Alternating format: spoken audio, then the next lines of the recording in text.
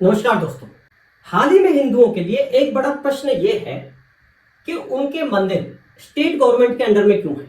यानी मंदिरों का जो कंट्रोल है, उसकी धन संपत्ति है, वो स्टेट गवर्नमेंट के कंट्रोल में क्यों है। मस्जिद तो नहीं है, गुरुद्वारे भी नहीं है, तो मंदिर ही क्यों है। दरअसल इसके पीछे एक पूरा इतिहास है, एक साइकोलॉजी है, जिसका प्रभाव आज तक इस प्रेजेंट समय में यूं का यूं है। ये प्रश्न आज क्यों उठा, क्योंकि ना कुछ हाई कोर्ट के ऑर्डर्स आए हैं तमिलनाडु सरकार के अगेंस्ट। तमिलनाडु सरकार ने कुछ स्कीम्स चलाई थी। एक स्कीम ये थी कि तमिलनाडु के मंदिरों में मैरिज हॉल्स बनाए जाएंगे, शॉपिंग कॉम्प्लेक्स बनाए जाएंगे, ठीक है, यानी कि कमर्शियल एक्टिविटीज की जाएंगी, जिससे कि लगातार पैसा गवर्नमेंट के पास आता रहे। तो जो मैरिज हॉल्स हैं उसके अगेंस्ट कुछ हिंदू लोग हाई कोर्ट पहुंच गए। हाई कोर्ट ने जब पूरा केस सुना तो उसने कुछ ऑर्डर्स दिए। हाई कोर्ट ने क्या बोला कि ये जो पैसा है जो मंदिरों में श्रद्धालुओं द्वारा चढ़ाया जाता है, ये उस भगवान का, उस स्पेसिफिक देवता का पैसा है। इसे आप केवल चैरिटेबल कामों में या फिर मंदिर से रिलेटेड कामों में कर सकते हैं, यानी कि धार्मिक कार्यों में उसका यूज किया जा सकता है। सरकार ने बोला कि ये जो शादियां, ये जो हम हॉल बना रहे हैं मैरिज हॉल्स, ये भी रिलीजियस काम ही है। भारत में जो शादी है वो धार्मिक कार्य है हिंदू धर्म में, और हम जो है हिंदुओं की शादी ही यहां कराना चाहते हैं मंदिर में, इसलिए हमें इसके लिए छूट दी जाए। तो कोर्ट ने बोला कि पहली बात तो ये है कि जो शादी है ये एक संस्कार है। हिंदुओं में शादी संस्कार है, ये बात ठीक है, लेकिन वो रिलीजियस एक्टिविटी एज सच नहीं है। यानी कि आप इंट्रिंसिकली, इनहेरेंटली नहीं बोल सकते कि ये धार्मिक कार्य है, क्योंकि भारत के संविधान में जो शादी है वो एक कॉन्ट्रैक्ट है जिसकी कुछ कंडीशंस हैं। दूसरी बात, आप जो है ये जो मैरिज हॉल्स बनाएंगे इसके लिए आप रेंट लेंगे, किराया लेंगे, वो आपके क्लाइंट होंगे, तो इसको रिलीजियस एक्टिविटी के अंदर नहीं लाया जा सकता। तो आपको जो है ये पैसा ऐसे किसी भी काम पे खर्च करने का अधिकार नहीं है जो धार्मिक ना हो, जो मंदिर से रिलेटेड ना हो। तो यहां एक बार हिंदू ये केस जीत गए। लेकिन प्रश्न यही है कि हिंदुओं को बार बार अपने लिए स्टेट गवर्नमेंट से लड़ाई क्यों करनी पड़ती है, उन्हें बार बार अपने हक के लिए कोर्ट क्यों जाना पड़ता है। इस वीडियो में मैं आपको एक एक पॉइंट करके बताऊंगा कि ऐसा क्यों होता आ रहा है, इतिहास में क्या हुआ है और क्यों हुआ है कि जो आज तक हिंदुओं को इस चीज के लिए लड़ना पड़ रहा है। शुरू करते हैं। ये कहानी शुरू होती है 1817 से, जब भारत में ईस्ट इंडिया कंपनी का कंट्रोल होता था। ईस्ट इंडिया कंपनी एक एक्ट लेके आई, एक कानून लेके आई, मद्रास रेगुलेशन एक्ट। इसमें ईस्ट इंडिया कंपनी ने क्या किया कि भारत के जो हिंदू मंदिर थे उन पर कंट्रोल कर लिया। यानी कि उनका जो पैसा है, उनकी जमीन है, उनका लेन देन है, उनके जितने भी एक्टिविटीज है, डे टू डे एक्टिविटीज हैं, उन पे ईस्ट इंडिया कंपनी ने अपना कंट्रोल कर लिया। अच्छा, जो कंट्रोल किया वो केवल मंदिरों पे किया, मठों पर किया, मस्जिदों पर कंट्रोल नहीं किया, गुरुद्वारों पर भी नहीं किया। गुरुद्वारे एक्चुअली उस टाइम पे ईस्ट इंडिया कंपनी के अंडर नहीं आते थे। उस टाइम तक अंग्रेज जो है पंजाब पर कंट्रोल नहीं कर पाए थे। वो कंट्रोल कर पाए थे लगभग 1849 में, और ये बात है 1817 की। तो गुरुद्वारों के तो अंडर आने की बात ही नहीं उठी, है ना। लेकिन उन्होंने मस्जिदों को भी कंट्रोल में नहीं लिया था, लिया केवल मंदिरों को। अब मंदिरों को ही क्यों लिया, देखो, मंदिर जो है हिंदू समाज का केंद्र थे, यानी कि एक सामाजिक केंद्र थे। सामाजिक केंद्र क्यों थे, क्योंकि उनके पास धन बहुत ज्यादा था, एक प्रशासन होता था, एक प्रॉपर व्यवस्था होती थी, तो गरीबों के लिए भंडारे लगातार चलते रहते थे, ठीक है, यानी कि गरीबों के, दीन दुखियों की सेवाएं होती रहती थी। मंदिरों में ही गुरुकुल होते थे, विद्यालय होते थे, है ना, जिनमें वजीफे, स्कॉलरशिप, इस तरीके के काम होते रहते थे। यानी कि जो समाज है वो मंदिर से जुड़ा रहता था। सांस्कृतिक जो कार्यक्रम है, जो फेस्टिवल्स हैं, वो मंदिर करवाते थे, है ना, गीत संगीत, इस तरीके की एक्टिविटीज जो है उनके जो सेंटर में मंदिर रहता था। और उससे बड़ी बात, जो पॉलिटिकल जो एक्टिविटीज होती थी वो भी मंदिर के अराउंड होती थी। जो वहां का जमींदार या वहां का जो राजा होता था वो मंदिर को यूज करता था लोगों से प्रॉपर कनेक्शन के लिए। मैं उस टाइम की बात कर रहा हूं जब भारत में अंग्रेजों का राज था। तो मंदिर एक सेंटर पॉइंट होता था जहां राजा अपना प्रभुत्व, जिस माध्यम से जो राजा है वो जनता पर अपना प्रभुत्व रखता था, एक प्रभाव रखता था। यानी कि जो मंदिर है वो एक सेंटर पॉइंट था, है ना, सारी एक्टिविटीज का, है ना, सामाजिक केंद्र था, रिलीजियस केंद्र था और पॉलिटिकल केंद्र था। ऐसा होता क्यों था? क्योंकि मंदिर के पास लगातार धन आता रहता था, उसके पास बड़ी बड़ी जमीन जायदाद होती थी, बहुत सारे लोग, आस्थावान लोग मंदिर से जुड़े रहते थे जो प्रशासनिक कार्य करते थे। यानी कि उनका अपना पैसा है, धन है, अपना प्रशासन है, एक तरीके से वो एक बहुत बड़ा पॉलिटिकल सेंटर भी था, एक अपने आप में ऐसा सेंटर था जिसकी जो एक पैरेलल सरकार चलाता था। तो अंग्रेजों को हमेशा ये लगता था कि जब भी खतरा होगा इन मंदिरों की तरफ से होगा, क्योंकि लोगों में जो जज्बा है, जो आस्था है, प्लस उनके पीछे जो धन बल है, ये हमारे लिए हानिकारक होगा इन फ्यूचर। इस वजह से ये कानून लाया गया, केवल हिंदुओं के लिए लाया गया। लेकिन उस समय इशू क्या हुआ, हिंदुओं को ऑब्जेक्शन ये था कि ईसाई जो मिशनरी है, जो ईसाई लोग हैं, वो हम पर राज कैसे कर सकते हैं? हम पर तो कोई बात नहीं, हमारे मंदिरों का पैसा या हमारे मंदिरों का कंट्रोल ईसाई कैसे ले सकते हैं? हम हिंदू हैं, तो ईसाई हमारे ऊपर अगर कंट्रोल करेंगे तो ये जायज नहीं है। तो वहां पे होने लगे आंदोलन। एट लास्ट क्या हुआ, 1840 में अंग्रेजों को अपना वो कानून वापस लेना पड़ा।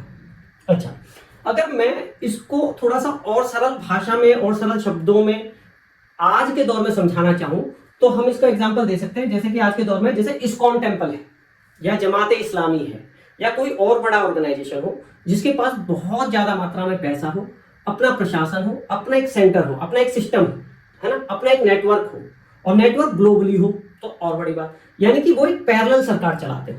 तो इस तरीके के सिस्टम से जो भी गवर्नमेंट होती है वो हमेशा डरती है, तो वो कोशिश करती है कि ऐसा सिस्टम इतना बड़ा ना हो जाए या हमारे नियंत्रण से बाहर ना हो जाए जो हमारी पावर को ललकार सके। ठीक है, उसके बाद क्या हुआ, 1840 में उन्होंने अपना कानून वापस ले लिया। लेकिन क्रांति हुई 1857 की।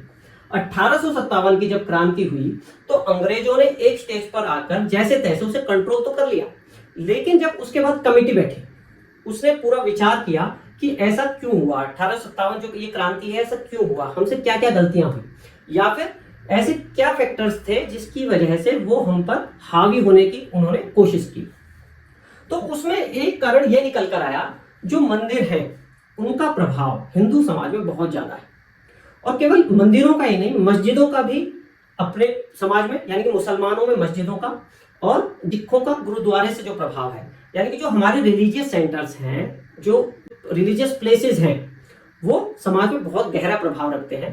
और जो क्रांति है इसका मुख्य कारण ये रिलीजियस जो है प्लेसेस है। तो इसको कंट्रोल करने के लिए वो 1863 में रिलीजियस एंडोमेंट एक्ट लेके आए अंग्रेज, कि 1857 वाला केस दोबारा ना हो सके। अब जब ये एक्ट वो लाए तो इसमें इन्होंने क्या किया, इन्होंने गुरुद्वारों को भी कंट्रोल किया, उस एक्ट में कवर किया, मंदिरों को भी किया और मस्जिदों को भी किया। यानी कि उस समय उन्होंने कोई किसी भी रिलीजियस प्लेस के साथ कोई भेदभाव नहीं किया, यानी कि सबको उस एक्ट में रखा। क्लियर? अच्छा, अब उसमें उस एक्ट में उन्होंने एक काम क्या किया जो कि ईस्ट इंडिया कंपनी ने नहीं किया। ईस्ट इंडिया कंपनी ने जब 1817 में वो कानून लेकर आए थे तो उन्होंने डायरेक्ट कंट्रोल किया मंदिरों पे, मठों पे, है ना।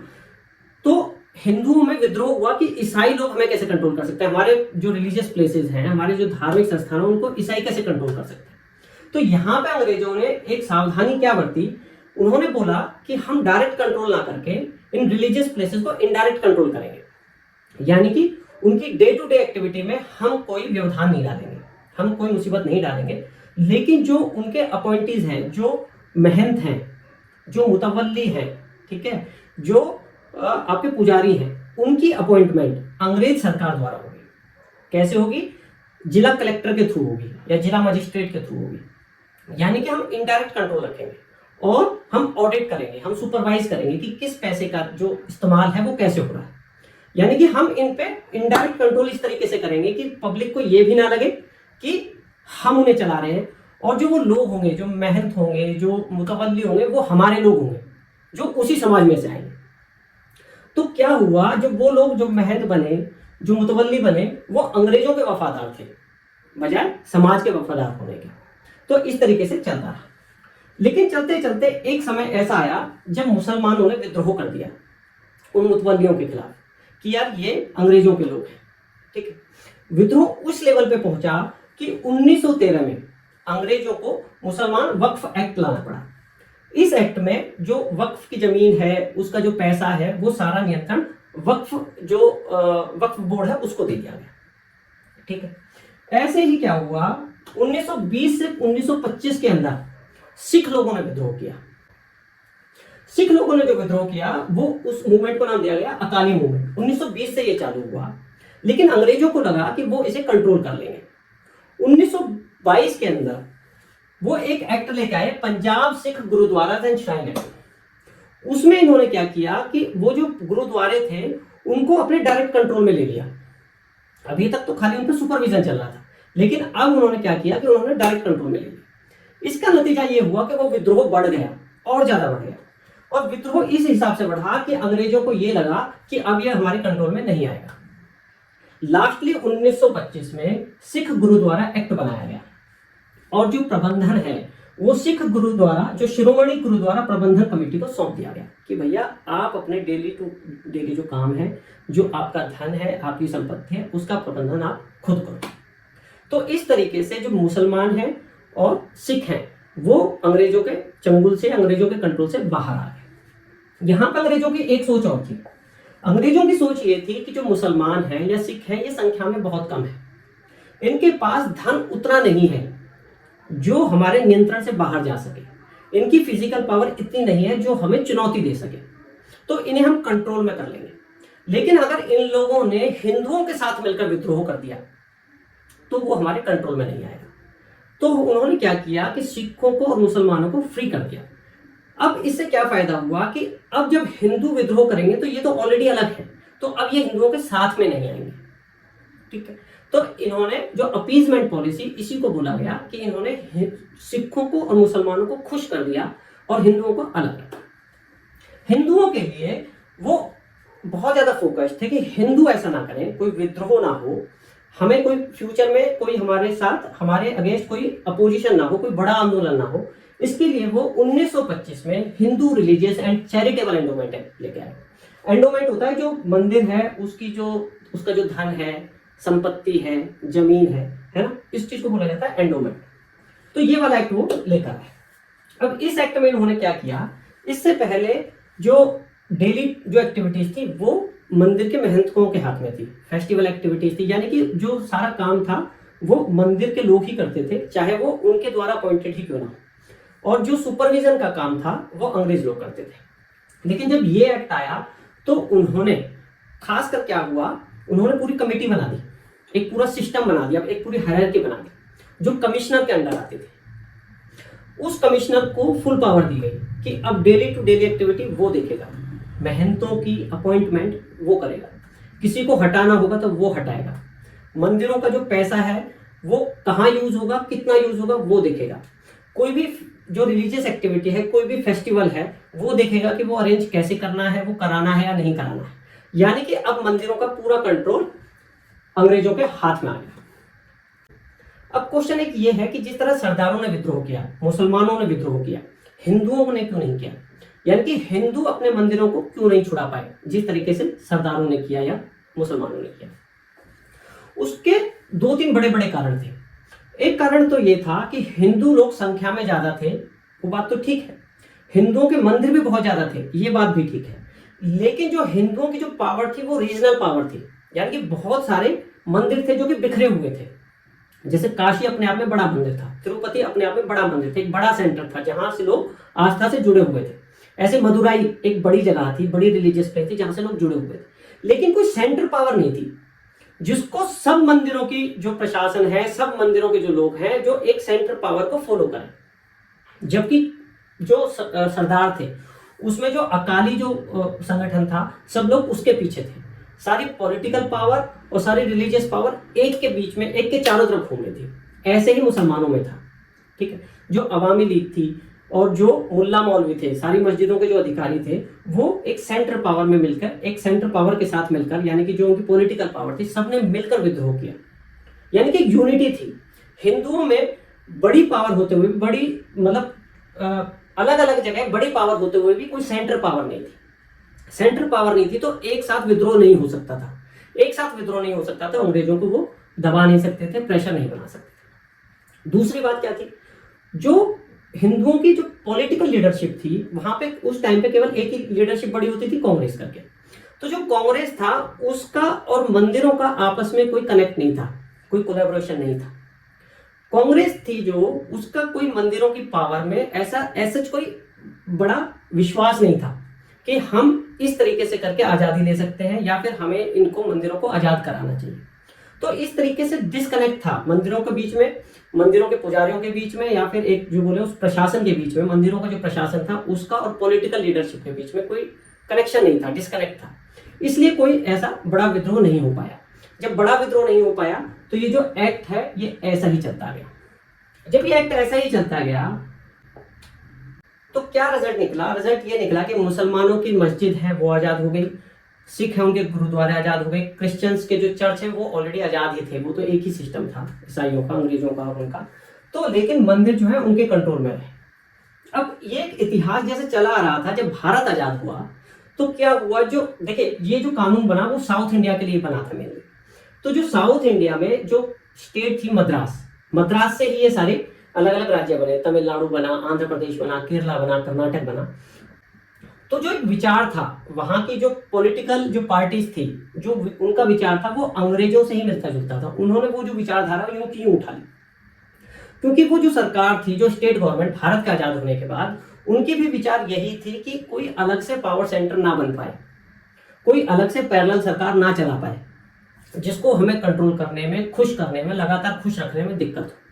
तो जो अंग्रेज जो पॉलिसी अपनाते थे वो ही पॉलिसी जो भारत के स्टेट्स हैं, जो राज्य हैं, उनकी सरकारों ने, राज्य सरकारों ने वो ही पॉलिसी यूं की यूं फॉलो की। और आज भी जो हिंदू समाज है उसके अंदर इतनी यूनिटी नहीं हो पाई है कि वो राज्य सरकारों पर दबाव डाल सके। आप बीच बीच में देखते होंगे कि ब्राह्मणों के विरुद्ध में पॉलिटिकल जो लोग हैं, जो वहां की सरकारें हैं, उनकी स्टेटमेंट्स आती रहती हैं। एक परसेप्शन ये बनाया जाता है कि टेम्पल मीन्स ब्राह्मण, हिंदू मीन्स ब्राह्मण, है ना, और ब्राह्मण को एज अ विलन शो किया जाता है, जिससे कि जो साधारण पब्लिक है वो मंदिरों में, या हम बोले तो जो ब्राह्मण है उनसे कनेक्ट ना कर पाए। उनको हमेशा ये लगे कि अगर मंदिर फ्री हुए, पावर मंदिरों के हाथ में आई, इसका मतलब वो ब्राह्मणों के हाथ में आएगी, ब्राह्मणों के हाथ में आएगी तो हमें कुछ नहीं मिलेगा, हमारे साथ भेदभाव होगा। तो इस तरीके का परसेप्शन बनाया जाता है। अंग्रेजों ने भी यही पॉलिसी अपनाई थी। तो वहां की राज्य सरकारें उसी ढर्रे पर, उसी पॉलिसी पर चल रही हैं। अब बात करते हैं कि हमारे कितने मंदिर राज्य सरकारों के अंडर में। देखिए, अगर साउथ इंडिया की बात करें तो 1 से 1.5 लाख मंदिर, लगभग 1 से 1.5 लाख मंदिर राज्य सरकारों के अंडर में आते हैं, जिनमें से 36,000 मंदिर अकेले तमिलनाडु सरकार के अंडर आते हैं, 34,000 कर्नाटक सरकार के अंडर आते हैं, और 28,000 आंध्र और तेलंगाना के अंडर आते हैं। तेलंगाना जो राज्य है वो तो आंध्रा से ही अलग हुआ है ना, हाल फिलहाल में ही हुआ है, कुछ सालों पहले ही हुआ है। तो आंध्र और तेलंगाना के अगर कलेक्टेड मंदिर काउंट किए जाए तो लगभग 28,000 टेम्पल्स हैं जो उसके स्टेट गवर्नमेंट के कंट्रोल में आते हैं। केरला में भी थाउजेंड्स ऑफ टेम्पल्स उनके कंट्रोल में आते हैं। अब नाम अलग अलग है, एक्ट का नाम अलग है, या जो वो बोर्ड है सरकार का उसका नाम अलग हो सकता है, लेकिन पॉलिसी सबकी एक है। और चाहे जो सरकार है वो वहाँ की लोकल सरकार है, मतलब कि वहाँ जैसे रीजनल पार्टी होती है, जैसे डीएमके है, एआईएडीएमके है ना, या फिर कोई नेशनल पार्टी हो जैसे कि कांग्रेस हो, बीजेपी हो, सब एक ही तरीके से फिलहाल जो है काम कर रहे हैं, मंदिरों को वो छोड़ने के लिए राजी नहीं है। पैसा एक बात है, ऐसा नहीं है कि केवल पैसा ही एक बात है कि वो पैसे का यूज करना चाहते हैं इसलिए नहीं छोड़ रहे। मेन बात है जो मंदिर है वो एक पॉलिटिकल पावर बन के ना उभर जाए, है ना, मेन कारण ये है। तो अब बात यह है कि इसके सॉल्यूशंस क्या है, हिंदुओं को क्या करना चाहिए कि उनके मंदिर राज्य सरकारों के नियंत्रण से बाहर आ पाए। देखिए, पहली बात है यूनिटी। एक बात यह भी है कि जो रीजनल पावर है, जो मतलब मंदिर है वो रीजनल पावर है, not as a national power. जो मंदिर है वो रीजनल पावर तो है लेकिन नेशनल पावर नहीं है। ये फायदेमंद भी है, ये हमेशा हानिकारक नहीं है। जैसे कि मुसलमानों में एक सेंट्रल पावर है ना, गुरुद्वारों में एक सेंट्रल पावर है। तो कोई राज्य सरकार है या अंग्रेज थे, अगर वो जो सेंट्रल पावर है उसको कंट्रोल कर लेते, उसको खुश कर लेते, उसको रिश्वत दे देते या उसे ताकत से दबा देते तो पूरा समाज दब जाता। हिंदुओं में ऐसा नहीं है, क्योंकि सेंट्रल पावर नहीं है तो तुम्हें अलग अलग जितने भी पावर है अलग अलग जितने भी पावर सेंटर हैं सबको खुश करना होगा, सबको अपने कंट्रोल में लेना होगा। ये काफी मुश्किल काम है ना। तो ऐसा नहीं है कि मतलब हमारे बीच में जो हिंदू हैं उनकी सेंटर पावर नहीं है तो उन्हें नुकसान ही नुकसान है, उसके फायदे भी हैं। लेकिन अब भारत जो है वो राज्यों में बटा हुआ है, तो जो मंदिर हैं उन्हें कम से कम रीजनल पावर बनके तो उभरना ही पड़ेगा, जिससे कि इकट्ठे होकर वो राज्य सरकारों पे प्रेशर बना सके, खासकर पॉलिटिकल प्रेशर बना सके, उनके साथ मिल सके, उनके साथ मीटिंग कर सके कि भाई हमारे मंदिरों को आप छोड़ो। दूसरी बात क्या है कि जो खासकर जिन्हें ब्राह्मण बोला जाता है, एक पहली बात तो यह है कि जरूरी नहीं है कि जो पंडित लोग हैं उन्हीं को पुजारी बनाया जाए। जो व्यक्ति भी काबिल है, सक्षम है, उसे पुजारी बनाया जा सकता है, ये मेरे विचार है। ठीक, तो जो पुजारी लोग हैं उनको खास काम करने की जरूरत है, जो लोगों के साथ कनेक्ट हो पाए, जो लोगों को विश्वास दिला पाए, है ना, कि मंदिर जो है वो हम सबकी साझा संपत्ति है, हम सबका साझा सेंटर है। तो इस तरीके का अगर विश्वास डेवलप किया जाए, लोगों में भरोसा आए, तो जो पॉलिटिकल पार्टीज हैं वो प्रेशर में आएंगी ही आएंगी और अंततः मंदिरों को वो नियंत्रण से बाहर कर देंगे। तो ये था हमारा टॉपिक, जिसमें हमने डिस्कस किया कि हमारे मंदिर ही, हिंदुओं के मंदिर ही क्यों सब राज्य सरकारों के अंडर में है ना, उसके पीछे क्या इतिहास है, क्या क्या स्टोरी हुई, क्यों क्यों वो कहानियां हुई और जिसका प्रभाव आज भी है, और हिंदुओं को क्या करना चाहिए। अगर आपको वीडियो पसंद आई हो तो प्लीज़ लाइक करना, हमारी इस स्टोरी को, हमारी इस वीडियो को लोगों के साथ शेयर करना, जिससे कि वो जान सकें कि इसके पीछे कहानी क्या है और इस डायरेक्शन में काम कर सकें। हमारे चैनल को सब्सक्राइब करना, जिससे कि हमारी कोई भी नई वीडियो, हमारा कोई भी नया कंटेंट आप तक तुरंत आए। धन्यवाद।